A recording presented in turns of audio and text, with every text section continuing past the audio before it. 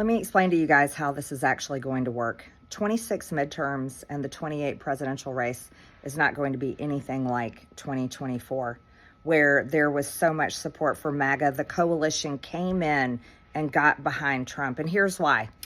When the president started telling his own supporters that he didn't want their support, remember that Truth Social post where he said, "my past supporters," and he was calling the Epstein files a hoax? Yeah, these were women that were talking about and telling their stories about being raped by these elite rich men when they were 14 and 16 years old. And then the president fought me and Thomas Massey and all of us who were trying to release the Epstein files, and he called it a Democrat hoax. Yeah, that's going to be a problem in the midterms.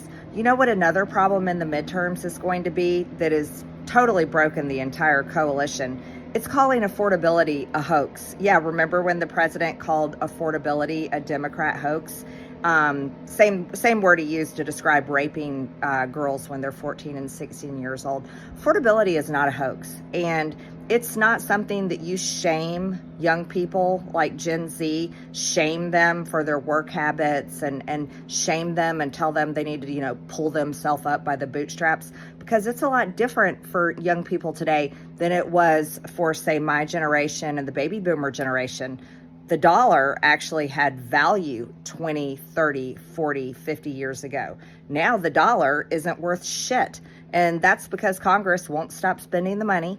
And that's because we have leaders like President Trump, who's gone full neocon and just can't back away from war, can't back away from it. And that's the third issue there, folks. You want to know why 26 and 28 is going to be different? Because Donald Trump broke his big campaign promise of no more foreign wars and actually has got us embroiled in a war with Iran, a war that should not be happening, and he's not backing off of it. And it will probably get worse. So that has fed the affordability crisis. That's why people can't afford gasoline. That's why people's bills keep going up.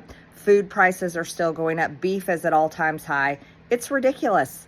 And you don't lecture the people that got you in office. You don't lecture them and tell them the things they care about is a hoax. You don't lecture them and call them names like pannikins and tell them that they better come in and pull the coalition together and stop the Democrats. No, you know what you should have done? You should have stuck to your campaign promises, and you should have delivered for the people that put you in office, not the ones writing you the big fat checks.